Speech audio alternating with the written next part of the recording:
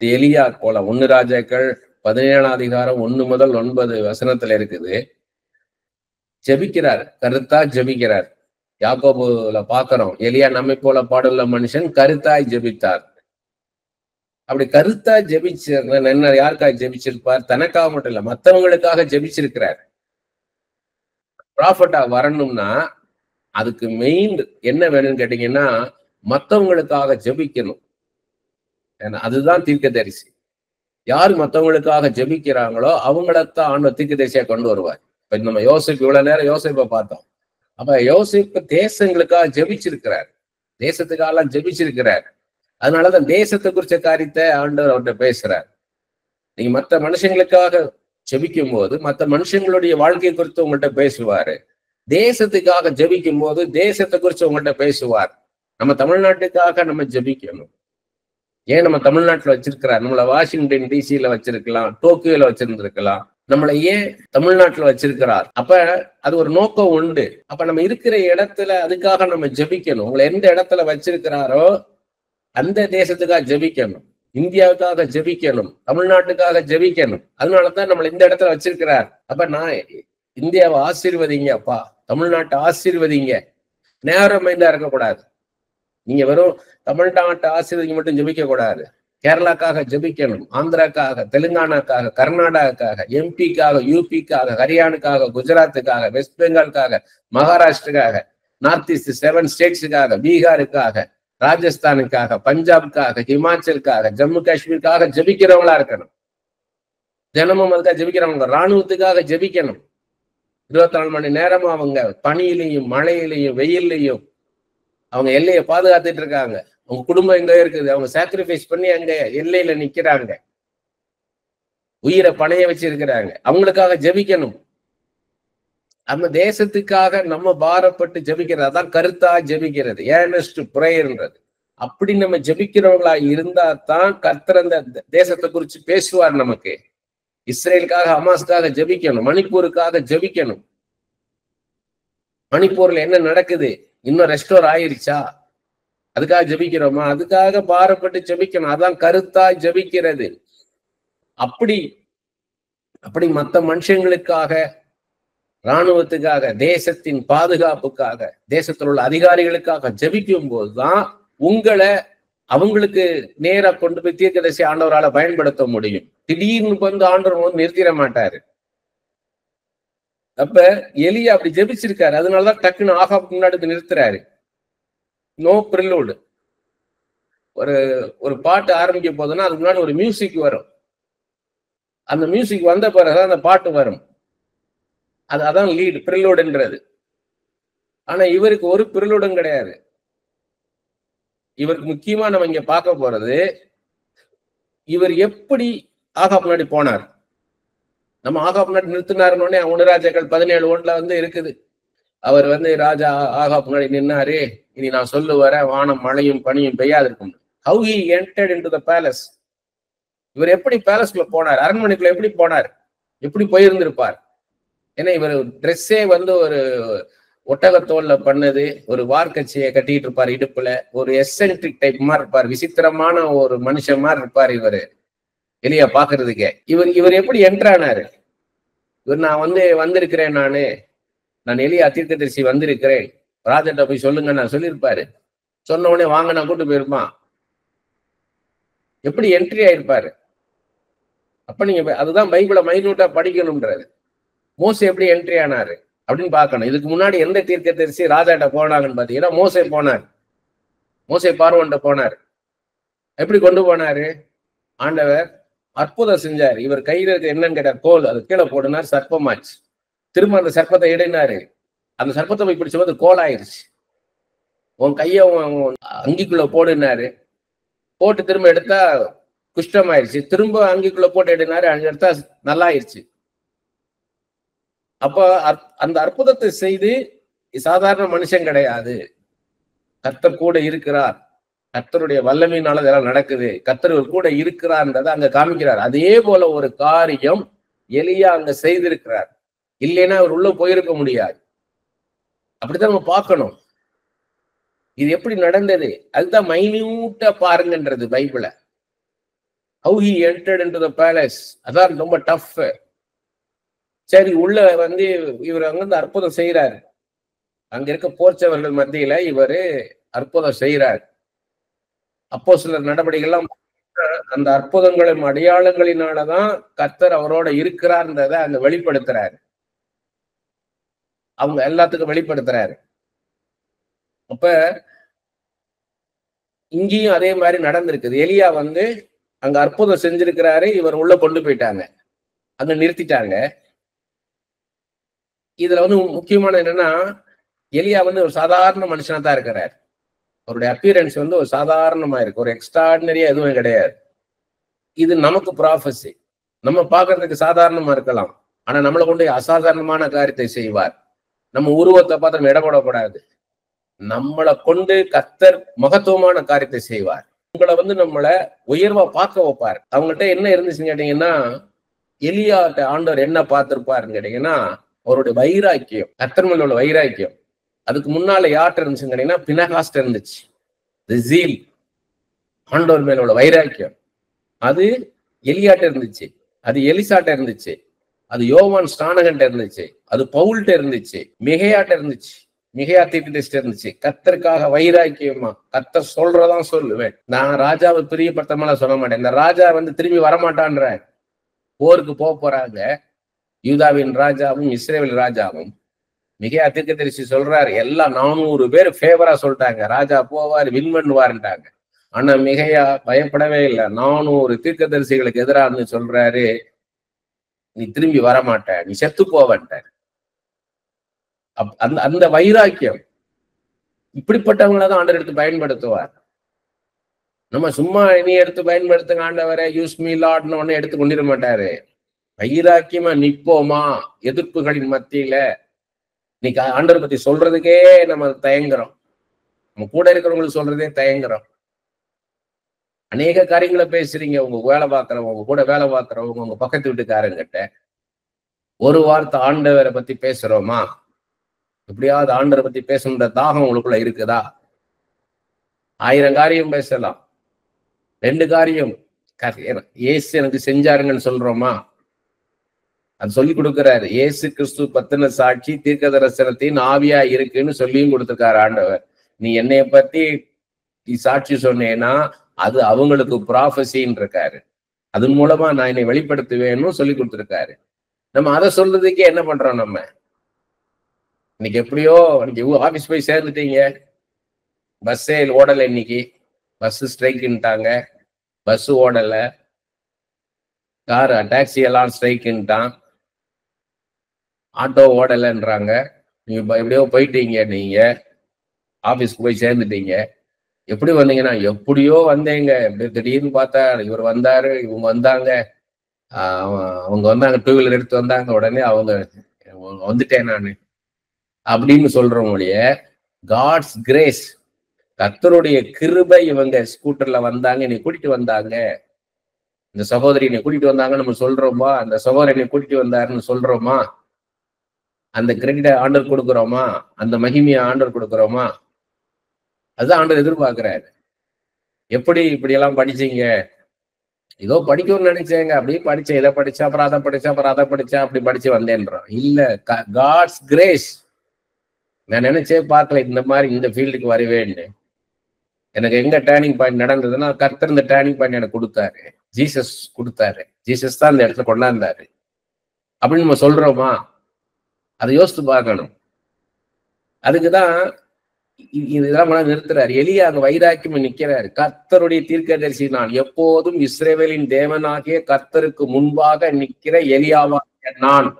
அது எலிசா சொல்றாரு, இஸ்ரவேலின் தேவனாகிய கர்த்தருக்கு முன்பாக எப்போது நிக்கிற எலிசாவாகிய நான்றார். எவ்வளவு வாணித்தரமா சொல்றாரு பாருங்க. எனக்கு தெரிஞ்ச ஒரு பாஸ்டர் முன்னாடி நம்ம பைபிள் ஸ்டடி அட்டென்ட் பண்ணுவாரு, ஆந்திரா பார்டர்ல இருந்து வருவார். அவர் வரதே ஒரு 2.5 மணி நேரம் டிராவல் பண்ணி வருவார். 2 மணி நேரம் பைபிள் ஸ்டடி அட்டென்ட் பண்றதுக்கு 2.5 மணி நேரம் டிராவல் பண்ணி வருவார். அங்க இருந்து 2 வீலர்ல வந்து ஒரு இடத்துல 2 வீலரை வச்சுட்டு அங்க இருந்து ஒரு பஸ்ஸை பிடிச்சி போய் இன்னொரு ரயில்வே ஸ்டேஷன் போய் அங்க இருந்து திரும்ப பஸ் பிடிச்சி இங்க வருவார். அவ்வளவு கஷ்டப்பட்டு வருவார். அவர் வந்து என்னன்னு கேட்டீங்கன்னா, டெசர்ட்ல ஒரு பேரை கிறிஸ்டியன் பேரை மாத்தினார். அப்ப எல்லாரும் சொல்லியிருக்கிறாங்க, அது எங்கேயோ போய் யாரையா பார்க்க போறா, உன் பேர் ரெக்கார்ட்ல வந்து ஹிந்துன்னே இருக்கட்டும்யா, இவ்வளவு சலுகைகள் கிடைக்குது, அரசாங்க சலுகைகள், அது ஏன் நீ விடுற? கவர்மெண்ட் நம்ம கொடுக்குது, அதை ஏன் நீ விடுற? என் கர்த்தருடைய நாமத்தை நான் சொல்றதுனால இழப்பு வந்தாலும் பரவாயில்ல அப்படின்னு சொல்லி அவர் நம்ம கிறிஸ்டியன் நேம கெசட்ல அவருக்கும் அவர் பிள்ளைகளுக்கும் போட்டார். எவ்வளவு பாருங்க, நான் கடினமான பாதையில போனாலும் பரவாயில்ல, நான் இயேசுவை மறுதளிக்க மாட்டேன், நான் கிறிஸ்தவன் எழுதினார், மாத்தினார் ரெக்கார்ட. எல்லா சலுகைகளும் கிடையாது, ஒரு சலுகையும் கிடையாது. கர்த்தரை சந்திப்பாருன்னார். இன்னைக்கு ஆப்போசிட்டா நடக்குது. இன்னைக்கு கிறிஸ்டியன் சொன்னா சலுகை கிடைக்காதுன்னா ஹிந்துஸ்னே போட்டுக்கோன்னு போட்டுக்கிறாங்க. நான் கிறிஸ்தவன் அல்ல அப்படின்னு சொன்னா சலுகைகள் கிடைக்கும்னா ரைட், அப்படி போயிடலாம். இவங்க எல்லாம் பாடுகள் அனுபவிச்சவங்க. இந்த வைராக்கி ஆண்டவருக்காக ஒரு ஜீவிதம், அதை என் ஆண்டவருக்காக நான் வாழணும்னு இருக்கோமா, அதான் ஜீல்ன்றது. என் கர்த்தர் இன்னைக்கு எவ்வளவு காரியங்கள் செய்திருக்கிறார், நான் கர்த்தருக்காக என்ன செய்கிறேன்? What you do, what I do for Jesus Christ. தாகமா இருக்கிறேன்றார், அறுவடை மிகுதி வேலையாட்களோ குறைவு என்றாரு. நம்ம சும்மா அவர் கும்பலா போயிட்டு அப்படியே ஒரு ஊழியத்தை பண்ணிட்டு வந்துடலாம், கூட்டத்தோட கூட்டம் போய் அட்டண்டன்ஸ் போட்டு வந்து ஊழியம்னு சொல்லிடுறோம், நான் கிராம ஊழியம் பண்ணோங்கன்ட்டு. தனியா போய் நின்று ஒரு பிசாசை விரட்டிட்டு வரோமா?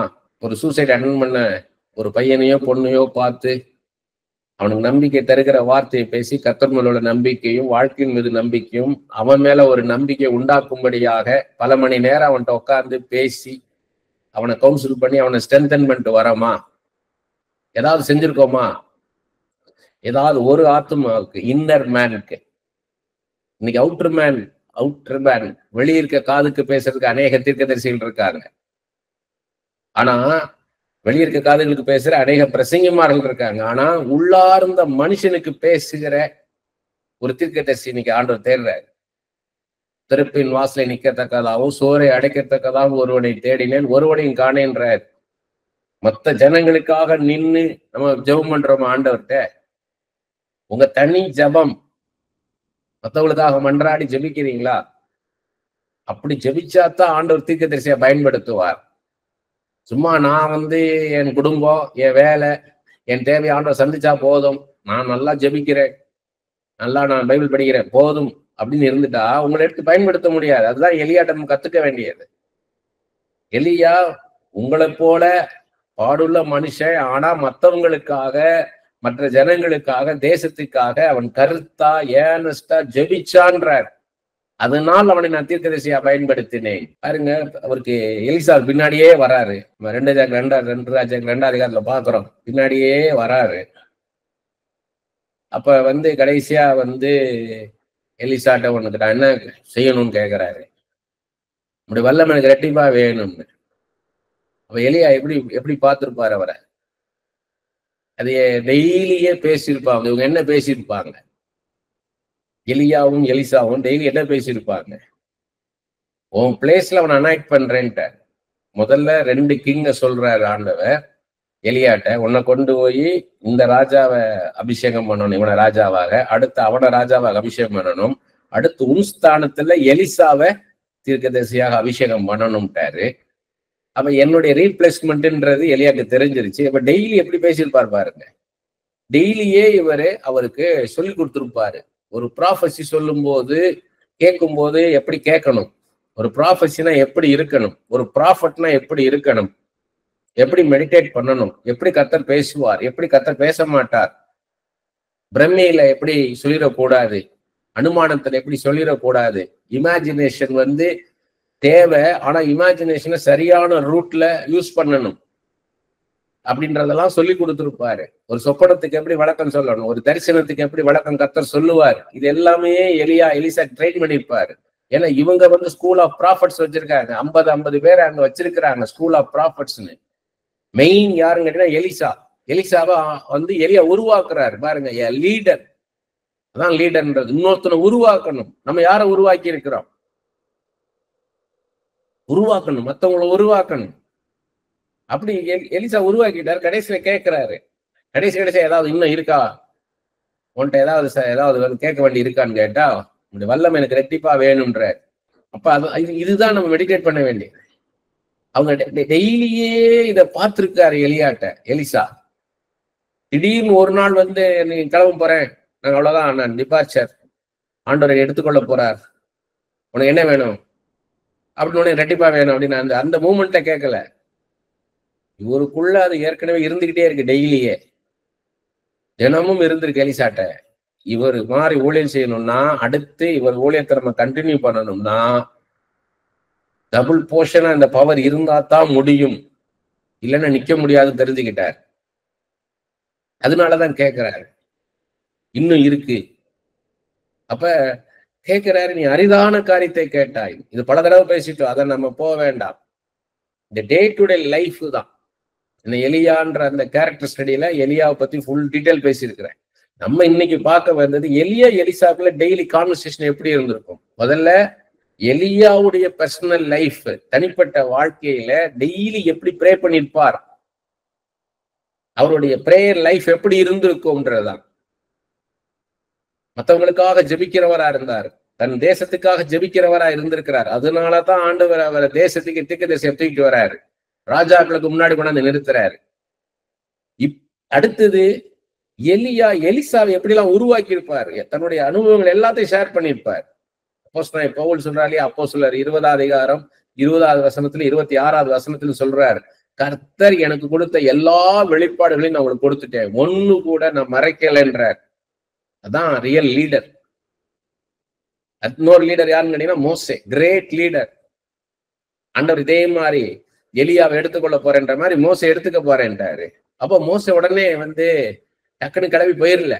ஆண்டவரே, இவ்வளவு நாளும் என்னைய லீடரா வச்சு இந்த ஜனங்களை நடத்தினீர், நான் உண்மை ரெப்ரசன்ட் பண்ணேன், அவங்களுக்காக உங்கள்கிட்ட ரெப்ரசன்ட் பண்ணேன், அவங்கள்ட்ட ரெப்ரசன்ட் பண்ணேன். இப்ப என் பிளேஸ்ல யார நான் வந்து ட்ரெயின் பண்ணணும் சொல்லுங்க ஆண்டவரேன்னு கேட்கிறார். அப்பதான் யோசுவாவை சொல்றாரு ஆண்டவர். யோசுவாக்கு எல்லாம் கத்துக் கொடுக்க நினைக்கிறார். ஆண்டவர் சொல்றார், கத்துக் கொடுக்க வேண்டாம், உன்னை பார்த்தவன் எல்லாத்தையும் கத்துக்கிட்டான், கத்துக்க வச்சுட்டேன் உன் கூட வச்சு, நீ சிம்பிளா உன் கையை எடுத்து அவன் மேல வை, அவனுடைய அனாய்ட்டி அவன் மேல இறங்கிருட்டார், உன் வல்லமை பூரா அவன் மேல இறங்கிருட்டார், முடிஞ்சிச்சு. அப்படிப்பட்ட வல்லமையை நமக்கு தருவார். அதுதான் அதெல்லாம் சொல்றாரு, மோசையுடைய வல்லமை அப்படி இருந்துச்சுன்னு. எலியா அதே மாதிரி, நீ அரிதான காரியத்தை கேட்டாய், ஏன்னா என்னுடைய அனாய்ட்டிங் சாதாரணமானது இல்லை, ஸ்பெஷல், எக்ஸ்ட்ராடினரி ஸ்பிரிட்ன்றார். யோசேப்புக்கும் தானியேலுக்கும் ஆண்டவர் சொல்றாரு, extraordinary spirit, excellent spirit, excellent விஸ்டம்ன்றார். நம்ம அதே நம்ம பாக்குறோம். நம்ம அந்த சொப்பனத்தை, ஒரு பெக்கூலியர் சொப்பனம், நேபுகாத்நேச்சார் கண்ட சொப்பனம், ஒரு சிலை, அதுவும் எவ்வளவு ஒரு பெரிய 90 feet ஹைட்டுக்கு, 9 feet அகலத்துக்கு, அவ்வளவு பிரம்மாண்டமா ஒரு சிலையை பார்க்கிறாரு. அது கோல்டு, சில்வர், பிரான்ஸ், கிளேன் இருக்குது, அயன் கிளேன். Peculiar dream. அப்படி பெக்கூலியரான காரியத்தை லைஃப்ல அவங்க அண்டர்ஸ்டாண்ட் பண்ணுவாங்க. அதுதான் அவங்கள்ட்ட இருக்க ஸ்பெஷாலிட்டி. லைஃப்ல உள்ள ஒரு பெக்கூலியர் விஷயத்தை யோசேப்பும் தானியேலும் அண்டர்ஸ்டாண்ட் பண்ணுவாங்க. அப்ப அந்த அபிஷேகத்தை எனக்கு தாருமாப்பான்னு கேட்கணும். அதுதான் இங்க நம்ம கத்துக்க வேண்டியது.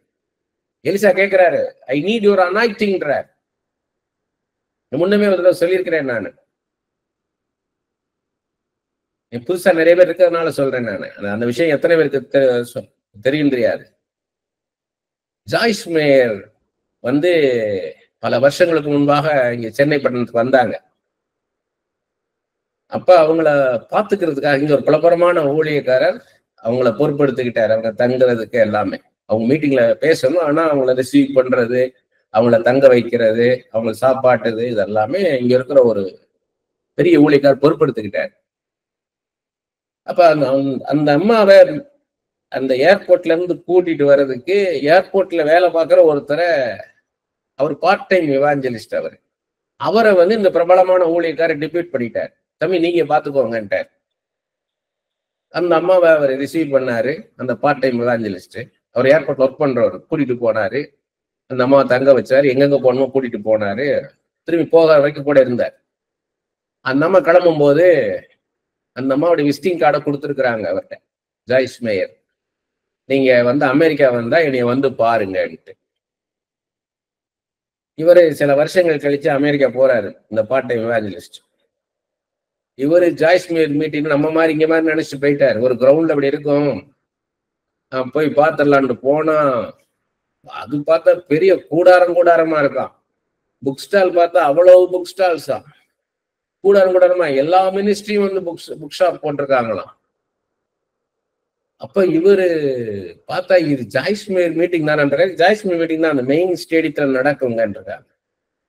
இப்ப இவரு ஜாய்ஸ்மேயருடைய கூடாரம் எங்க இருக்குன்னு போய் பார்த்திருக்காரு. அவங்க புக் ஷாப், அவங்க மினிஸ்ட்ரிக்கான ஸ்டால் எங்க இருக்குன்னு பார்த்திருக்காரு. அது ஒரு இடத்துல இருந்திருக்கு. அங்க போய் இந்த மாதிரி நானு ஜாய்ஸ்மேயர் சென்னை வந்திருக்கும் போது நான் தான் அவங்கள எல்லாம் பார்த்துக்கிட்டேன், கூட இருந்து ஹெல்ப் பண்ணேன் அப்படின்னு அந்த ஜாய்ஸ்மேயர் வந்து இந்த மாதிரி விசிட்டிங் கார்டு கொடுத்தாங்க பாருங்கன்ட்டு இவருடைய விசிட்டிங் கார்டு அவங்கள்ட்ட கொடுத்துருக்கிறாரு.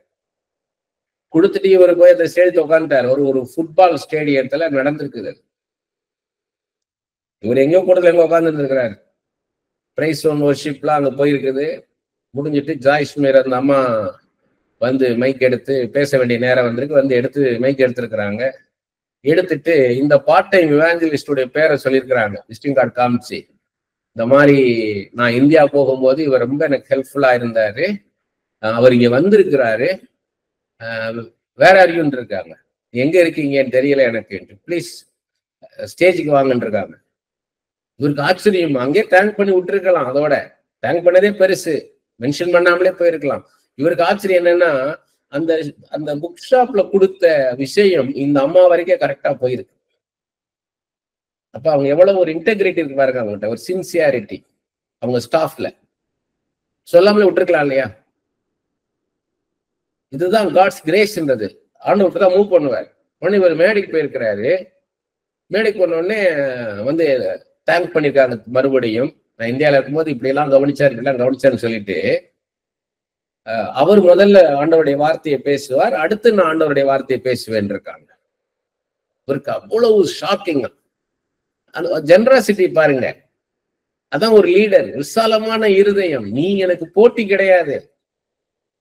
இன்னைக்கு எல்லாம் போட்டியா தான் பாக்குறாங்க. ஸ்டேஜ்ல வந்து நம்மளுடைய போக்கஸ் அவர் மேல போயிருமோ, கிரௌடு அவர் பின்னாடி போயிருமோன்ற இன்னைக்கு பயப்படுறாங்க. அந்த மாதிரி பயப்படல, நீ பேசுங்க. அப்ப இவர் கேட்டிருக்காரு, எவ்வளவு நேரம் நான் பேசலான் இருக்காரு. ஹோலி ஸ்பிரிட் உன்னைய லீட் பண்ற மாதிரி நட. ஆவியானவர் உன்னை எப்படி நடத்துறாரோ, you take your own time. எப்படி உன்னைய ஹோலி ஸ்பிரிட் லீட் பண்றாரோ நீ பேசலாம்னு சொல்லிட்டு உட்காந்துட்டாங்க. ஒரு 20 மினிட்ஸ் பேசியிருக்கிறாரு. பேசி முடிச்சுட்டு அதுக்கு அடுத்து அந்த அம்மா வந்து பேசியிருக்கிறாங்க. பேசி முடிச்சு என்னைய வந்து பின்னாடி வந்து பாருங்கன்னு இருக்காங்க. அவங்க பின்னாடி அந்த ரூம்ல போய் ஒரு மீட் பண்ணியிருக்கிறாரு. உங்களுக்கு என்ன வேணும்னு கேட்டிருக்காங்க அந்த அம்மா. வாட் யூ வாண்ட், என்ன பண்ணணும், என்ன உதவி வேணும்னு கேட்டிருக்காங்க. இந்த மாதிரி அவுட்ரீச் மினிஸ்ட்ரின்னு சொல்லி நான் இவ்வளவு பெர்சன்டேஜ் நான் கொடுக்குறேன் என் காணிக்கையில. 35% என்னமோ சொல்லியிருக்காங்க அந்த நேரம். அப்படிதான் நினைக்கிறேன் நான்.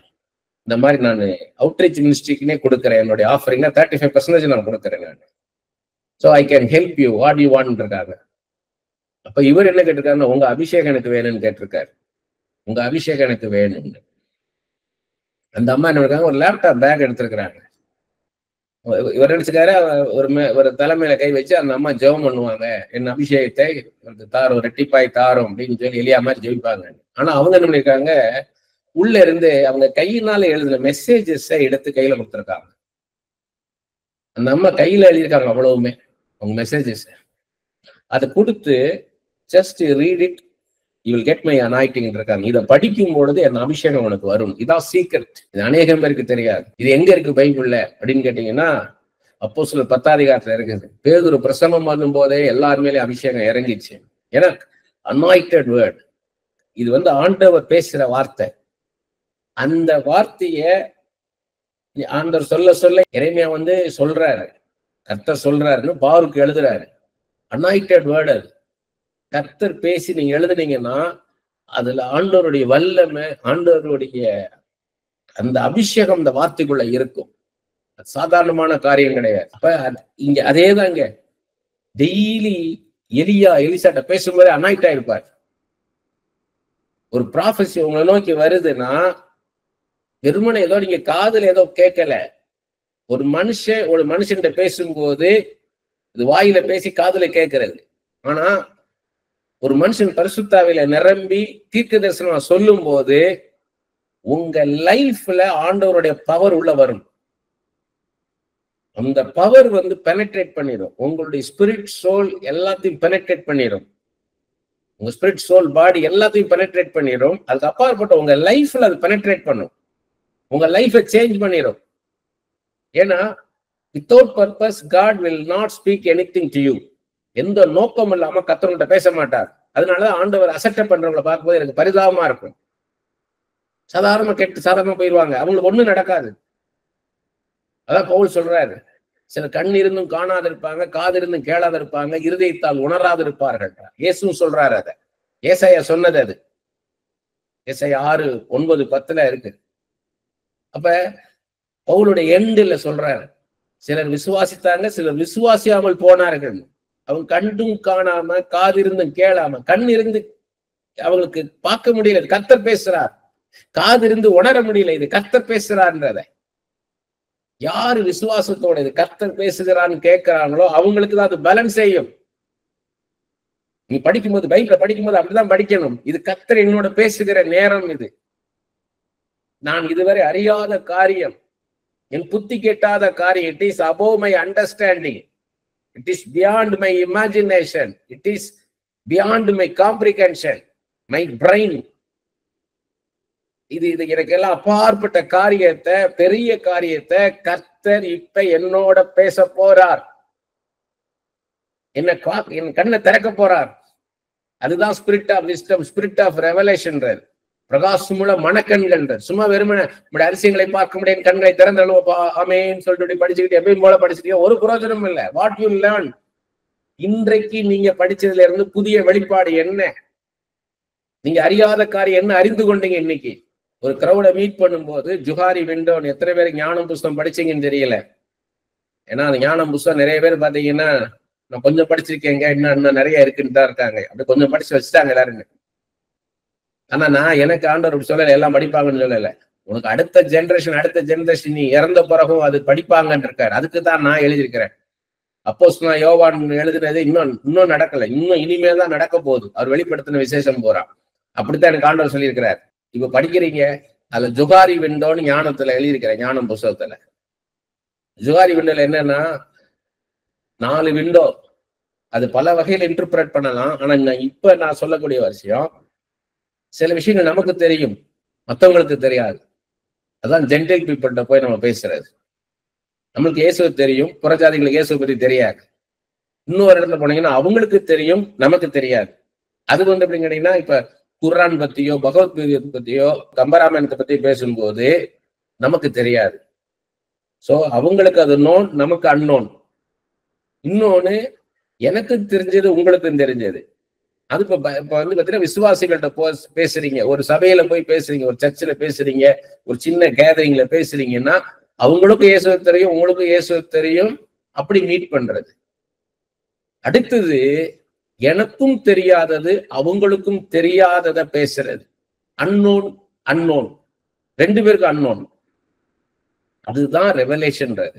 இப்ப அப்படித்தான் நான் உங்கள்கிட்ட பேசிட்டு இருக்கேன். அதைத்தான் நான் பேச விரும்புறேன். ஏற்கனவே நான் தெரிஞ்ச காரியத்தை உங்கள்கிட்ட பேசுறதுக்கு எனக்கு விருப்பம் கிடையாது. அது அலுப்பு தட்டும், போர்டம். நீங்க பிலாசபியிலோ சைக்காலஜிலயோ எடுத்து படிச்சு பாத்தீங்கன்னா போர்டம் அப்படின்னு எடுத்து படிச்சு பாருங்க. படிச்சு பாத்தீங்கன்னா எடுத்த உடனே அவன் எப்படி ஸ்டார்ட் பண்றான்னா, ரிப்பீட்டடா ஒரு காரியத்தை பேசும்போது, தெரிஞ்ச காரியத்தை பேசும்போது போர்டம் வரும், சலிப்பு தட்டிரும்.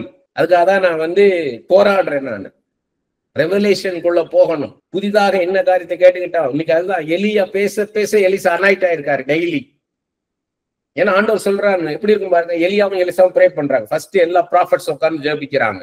ஃபர்ஸ்ட் எலியா தனியா ஜெபிக்கிறாரு. அடுத்தது எல்லா ப்ராஃபட்ஸும் உட்கார்ந்து இருக்கிறாங்க, எலிசாவும் இருக்கிறாரு. எலியா இப்ப ஜெபிக்கிறார், ஆண்டவர் சொல்றாருன்னு சொல்றாரு. அப்பதான் அவங்களுக்கு ட்ரைனிங் நடக்குது. எப்படி ஆண்டவர் சொல்றாரு நான் சொல்றேன், எப்படி ஹவ் ஐ ஹியர் காட்ஸ் வாய்ஸ்ன்றது எலியா சொல்லி கொடுத்திருப்பாரு. எனக்கு ஆண்டவர் வந்து என்னுடைய உள் உணர்வு எடுத்து பேசுறார். என் மனசாட்சி சாட்சி சொல்லுது, கர்த்தர் இப்படி சொல்றார், எப்படி பேசுறார், அந்த ஸ்மால் ஸ்டில் வாய்ஸ் எப்படி இருந்துச்சு அப்படின்றதெல்லாம் சொல்லியிருப்பாரு. இதுதான் அவங்களுக்கு ட்ரைனிங். இப்ப நீ ப்ரே பண்ணு, இப்ப எலிசா நீ ப்ரே பண்ணு, என்ன ஆண்டவர் குணத்துறார் சொல்லுன்னு இருப்பாரு. இதுதான் ட்ரைனிங். அடுத்தது என்ன பண்ணிப்பாருன்னா, எலியாவும் எலிசாவும் தனியா உட்கார்ந்து இருப்பாங்க. ஏன்னா ஆண்டவர் எலிசா உருவாக்கி கொடுன்னு இருக்காரு. உன் பிளேஸ்ல கொடுக்கணும், இவன் மத்தவங்களை லீட் பண்ணணும். Leader for leaders. அப்ப எலிசா சொல்லி கொடுத்துருப்பாரு தனியா உட்கார்ந்து. ஹார்டான விஷயத்த சொல்லியிருப்பாரு, ஈஸியான காரியத்துக்கு சொல்லியிருக்க மாட்டாரு. சாதாரண விஷயத்துக்கு ஜெபம் பண்ணு சொல்லிருக்க மாட்டாரு. ரொம்ப ஹார்டான ஒரு காம்ப்ளிகேட்டட் காரியத்துக்கு ஜெபம் பண்ணு இருப்பாரு. அப்ப எலிசா ஜெபிச்சிருப்பாரு, கிடைச்சிருக்காரு. அப்ப என்ன பண்ணிருப்பாரு, நீ நாளைக்கு ஜெபம் பண்ணு இருப்பாரு, நீ தனியா ஜெபம் பண்ணு இருப்பாரு, உபவாசம் பண்ணி ஜெபம் பண்ணு இருப்பாரு, get the revelation then come to me இருப்பாரு. இதுதான் ட்ரைனிங். நீங்க அப்படிதான் ட்ரெயின் அப் ஆகணும். நீங்க மன்றாடி ஜெபிக்கணும். நம்ம இங்க ஜெபம் பண்ணு அப்படின்னு உடனே என்ன பண்ணிடுறோம், டக்குன்னு குதிரையில ஏறுற மாதிரி கோயில் தட்டி டகர டகர டகரன்னு தட்டிட்டு போயிடுறோம். துதிகள் மத்தியில் வாசம் செய்கிற துதிக்கு பாத்திரரே, இதோ நான் வருகிறேன். நான் சாதாரண எடுத்துக்க வேண்டியது, ஏதோ உன்னை கட்டுகிறேன், உன்னை கட்டுகிறேன். சரி, இன்னைக்கு ஜெபம் பண்ணிட்டீங்க, நாளைக்கு அதே ஜெபம், அடுத்த நாள் அதே ஜெபம்னா போர் அடிச்சிடும். அப்ப அதெல்லாம் சொல்லி கொடுத்துருப்பாரு எலியா. எப்படி போர் அடிக்கும், ஜெபத்துல போர் அடிக்கிறது எப்படி அடிக்கும், போர் அடிக்கிறது, அதெல்லாம் சொல்லி கொடுத்துருப்பாரு. இந்த மாதிரி ஆகும், இப்படிலாம் நீ ஜெபம் பண்ணணும், இப்படிலாம் நீ ஜெபம் பண்ணணும், அப்படி ஆராதனை செய், நன்றி சொல்லு இருப்பாரு. இப்படி மாத்து, உன் ஜெபத்தை இப்படி ஸ்டார்ட் பண்ணு, ஆண்டவர்கிட்ட கேளு, நான் எப்படி ஜெபிக்கணும்னு கேளுன்னு இருப்பாரு. அப்படி பேசும்போதே இவர் உள்ளுக்குள்ள எக்யூப் ஆயிட்டே வந்திருக்கிறார். ஒரு பீக்கு வந்துட்டாரு. இப்ப எலியாவை எடுக்க போறாரு. இப்பதான் எலிசா கேட்கிறார், ரெட்டிப்பா வேணும் ஆண்டு, எனக்கு உன்னுடைய அபிஷேகம் எனக்கு ரெட்டிப்பா வேணும். யூ ஆஸ்க் காட்னு சொல்லிட்டு போயிருக்கலாம் அவரு. நான் என்ன தேவனா? ராகேல் யாக்கோபிட்ட எனக்கு குழந்தை வேணும்னு கேட்கும்போது, லேயாள்கிட்ட மட்டும் குழந்தை இருக்கு, எனக்கு குழந்தைய பிறக்கல, எனக்கு குழந்தையை தாருன்னு கேட்கும்போது, யாக்கோபு நான் என்ன ஆண்டவரா, நானா குழந்தை கொடுக்க முடியும், நீ ஆண்டவர்கிட்ட கேளுன்ட்டார். அதே தான் சொல்லியிருக்கணும் இவர், அரிதான காரியத்தை கேட்டாய். ஏன்னா எலிசா அந்த வெளிப்பாடை வாங்கி இருக்கிறாரு. எலிசா ஆண்டவர்கிட்ட கேட்டிருப்பாரு, ஆண்டவரே எலியாவுடைய மினிஸ்ட்ரியை நான் எடுத்து நடத்தணும், நான் என்ன செய்யணும்னு கேட்கும்போது, நீ டபுள் போர்ஷன் உனக்கு வேணும் அந்த வல்லமன் இருப்பார் ஆண்டவர். அப்ப டபுள் போர்ஷன் வேணும்னா நான் என்ன செய்யணும்னு கேட்டிருப்பாரு. நீ அவன் மூலமா தான் தருவேன், யாஸ்கின் இருப்பார். அதெல்லாம் அது ஒரு தனி டாபிக், அதுக்குள்ள போக வேண்டாம், நம்ம அது தனியா எடுக்கணும்.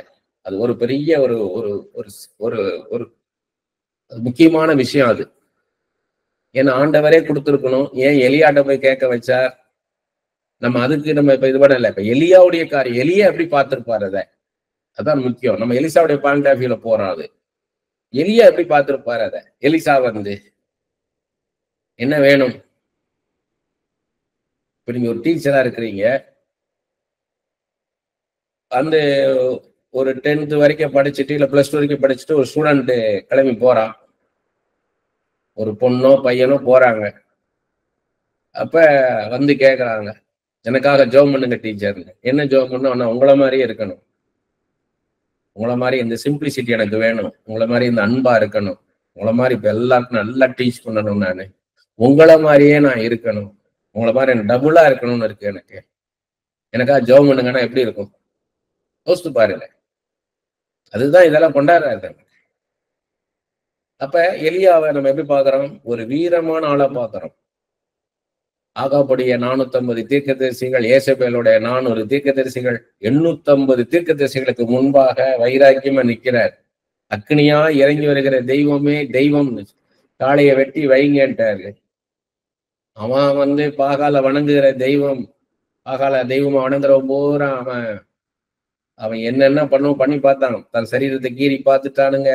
அதான் அவங்க முறை. ஆண்டவர் இறங்கி வரல, பாகால் இறங்கி வரல அக்னியா. ஆனா எலியா அக்னியா இறங்கி வரணும், அக்னியா இறங்கி வந்துட்டாரு. மொத்தத்தையும் பட்சிட்டு போட்டாரு. சுத்தியும் வாய்க்கால வெட்டுங்கன்ட்டான். அதுல 12 குடம் தண்ணியை ஊத்தி விட்டு விறகெல்லாம் நனைய வச்சு, எவ்வளவு பாருங்க என் ஆண்டவர் மேல வைராக்கியம்.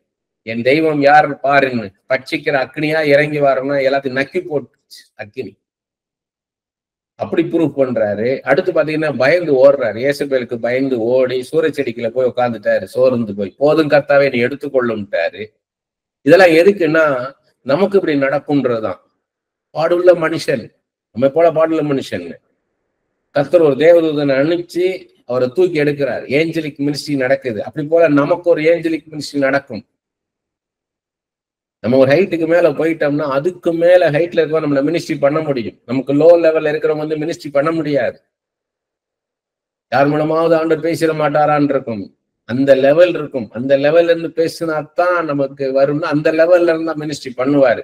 ஒரு ஏஞ்சல் வந்தாதான் எலியாவை தூக்கி நிறுத்த முடியும். ஏன்னா எலியா அவ்வளவு ஹைலி அனாயிட்டட் பர்சன். அவரை சாதாரண தூக்கி நிறுத்திட முடியாது யாராலையும். ஒரு தேவ தூதனே வந்தாதான் முடியும். ஆண்டவர் இன்னொன்னு என்னன்னு காமிக்கிறாருன்னா, ஒரு ஊழியம்ன்றது கண்டினியூ ஆகணும்னு பாக்குறாரு பாருங்க. இந்த எலியாவுடைய ஊழியம் கண்டினியூ ஆகணும். எலியா பண்ணது கவுன்சிலிங் மினிஸ்ட்ரி. அது மல்கியா கடைசி அதிகாரத்துல பாத்தீங்கன்னா, பிதாக்களுடைய இருதயத்தை பிள்ளைகளிடத்திலும் பிள்ளைகளுடைய இருதயத்தை பிதாக்களிடம் திருப்பும்படியான ஊழியத்தை எலியா பண்ணினாரு. Counselling ministry. உங்க பிள்ளைகளை பெற்றோர் எப்படி பார்க்கணும், எப்படி ட்ரீட் பண்ணணும் அப்படின்றத சொல்லி கொடுத்திருக்கிறாரு. அதுதான் எலிசா பண்ணியிருக்கிறாரு. அதே டபுளா இதெல்லாம் அதுதான் எலிசா கேட்கிறார். டபுள் போர்ஷன் ஆஃப் அனாயிட்டிங் வேணும்ன்றார். அதேதான் இந்த ஒரு எலியாவுடைய அபிஷேகம் தான் லூக்கா 1:17 பாத்தீங்கன்னா யோவான் ஸ்நானகனுக்குள்ள இருந்தது. அப்ப யோவான் ஸ்நானகன் அந்த கவுன்சிலிங் மினிஸ்ட்ரி பண்ணியிருக்கிறாரு. அதுக்கப்புறம் நமக்கு தெரியும் கேரி தாற்றங்கடையில ஒரு 3.5 வருஷம் எப்படி இருந்திருப்பாருங்க. அந்த காகத்தை வந்து வச்சு அப்பத்தை இறைச்சி கொண்டாந்து ஆண்டவர் இவரை போஷிச்சிருக்கிறார் 3.5 வருஷம். ஒரு ஹிட்டன் லைஃப். ஃபர்ஸ்ட் என்ட்ரி பாத்தீங்கன்னா கிராண்ட் என்ட்ரி. நேர ஆகாப் முன்னாடி போய் நிக்கிறாரு. அடுத்து பாத்தீங்கன்னா ஆண்டவர் போய் ஒளிஞ்சுக்கொண்டார். கேரில யாருக்கும் தெரியாதவன் இப்படிலாம் நடத்துவார் ஆண்டவர். நம்மள எப்பயுமே லைம் லைட்ல இருப்போம் நினைக்க முடியாது. நிறைய பேர் நினைக்கிறாங்க அப்படியே லைம் லைட்ல இருக்கலாம். இல்ல ஆண்டவர் சில சமயத்துக்கு என்ன பண்ணுவாருன்னா, அதுவும் இப்ப ஆண்டவருடைய பிளான் எப்படி போகுதுன்னு பாத்தீங்கன்னா, ஆதி அப்போஸ்தலர் காலத்து அந்த ஊழியம் வரப்போகுது. அது ஆல்ரெடி ஸ்டார்டட். அது தெரியாம இருக்கு உங்களுக்கு. எப்படின்னா ஒரு சீட்டு கட்டு இருக்கு பாருங்க. கார்ட்ஸ் அடுக்குனாங்கன்னா இப்படி மேல மேல அடுக்குனாலும் கோபுர மாதிரி இருக்கும். கீழே நீங்க ஒண்ணு உருவுனீங்கன்னா அது அப்படியே நிக்கிற மாதிரி இருக்கும். வித்தவுட் அது சப்போர்ட் நிற்கும். இன்னொன்னு உருவினாலும் அப்படி நிற்கும். இன்னொன்னு உருவுனீங்கன்னா மெதுவா உள்ள ஆரம்பிக்கும். டப்புன்னு விழுந்துடும். இப்ப அந்த பர்சனல் இவாஞ்சலிஸ்ட்ல போகுது. அதான் ஆதி அப்போஸ்தலர் காலத்து வீடுகள் தோறும் கூட்டங்கள் நடக்கும். வீடுகள் தோறும் அற்புதங்கள் நடக்கும். சத்தியத்தை சத்தியமாய் போதிக்கிறவங்க வந்து நிற்பாங்க. இந்த பாப்புலாரிட்டியில அதான் ஷேக் பண்றாரு. இந்த கூட்டம் மாஸ் இவாஞ்சலிசம் பண்ண முடியாது. நீங்க இன்னும் டஃப் டைம் இருக்குது. மினிஸ்ட்ரிக்கு இன்னும் வெரி வெரி டஃப் டைம் இருக்குது. அவ்வளவு ஈஸியா பேசிட முடியாது.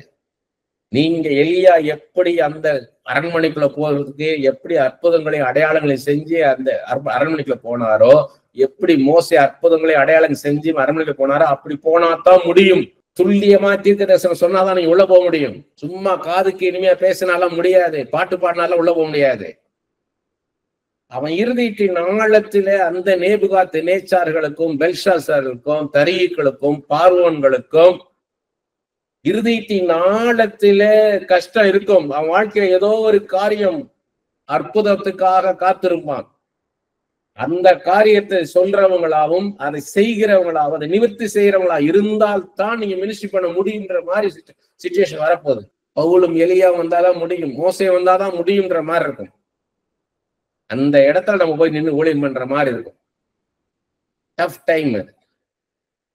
பைபிள எவ்வளவு படிக்க முடியுமோ படிங்க. பாத்தீங்கன்னா அவருடைய ஃபர்ஸ்ட் இது பாத்தீங்கன்னா கிரேட் என்ட்ரி மினிஸ்ட்ரி வந்து ஒரு கிரேட் என்ட்ரி பேலஸ்ல. அடுத்து ஒளிஞ்சிருக்கிற வாழ்க்கை. அடுத்து பாத்தீங்கன்னா சாரிபாத் விதவைட்ட கொண்டு போறார். பேலஸ் கொண்டு போகல. அடுத்து எங்க கொண்டு போறாரு? ஒரு விதவைட்ட கொண்டு போறார். Widow of சாரிபாத். சாரிபாத் விதவைட்ட கொண்டு போறார். அங்க அற்புதம் செய்யறார். அங்க வந்து செத்து போகலான் இருக்க இடத்துல போய் அற்புதம் செஞ்சு அந்த பஞ்ச காலத்துல அவங்களை போஷிக்கிறார். இப்ப எலியாவுடைய லைஃப் எப்படி இருக்கு பாருங்க. எலியாவுடைய மினிஸ்ட்ரி ராஜா, அடுத்து ஹிட்டன் லைஃப், ஒளிந்த வாழ்க்கை, அடுத்து ஒரு சாதாரண ஒரு விதவை வீட்டுல போய் உட்கார்ந்து. இது எதை காமிக்குதுன்னா நம்ம ஊழியம் முதல்ல டாப் கியர்ல போகும். First top gear. அடுத்து டோட்டலா ஹால்ட் பண்ணிட்டார். எல்லாம் காரெல்லாம் க்ளோஸ் பண்ணிட்டு போய் படுத்து தூங்குன்ட்டார். டாப் கியர்ல வந்த காரை கொண்டு போய் ஓரமா நிப்பாட்டி, அதையும் இந்த கார் யாரையும் பார்க்கக்கூடாதபடிக்கு காட்டுக்குள்ள போய் நிப்பாட்டிட்டு நீ போய் படுத்து தூங்குன்ட்டார். 3.5 வருஷம். இந்த 3 வருஷம் எப்படி நடந்திருக்கும்? டெய்லி ப்ரே பண்ணிட்டு தான் இருந்திருப்பார்.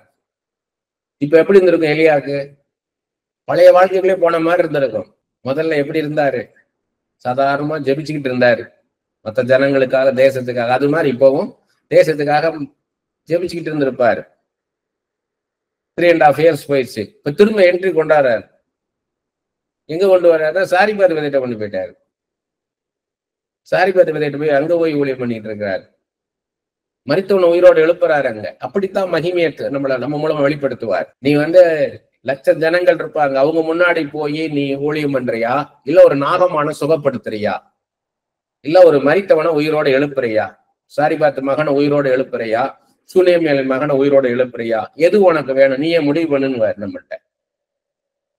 அப்ப என்ன விதமான ஊழியத்தை செய்யறோம் நம்ம தான் முடிவு பண்ணணும். மரித்தவனை உயிரோட எழுப்புற ஊழியம் வேணுமா, இல்ல நல்லா பாப்புலரா இருக்கணுமா, நல்ல ஆயிரக்கணக்கில் ஜனங்க அவங்க முன்னாடி இருந்து நீ பாப்புலரா இருக்கணும்னு நினைக்கிறியான்னு கேட்பாரு.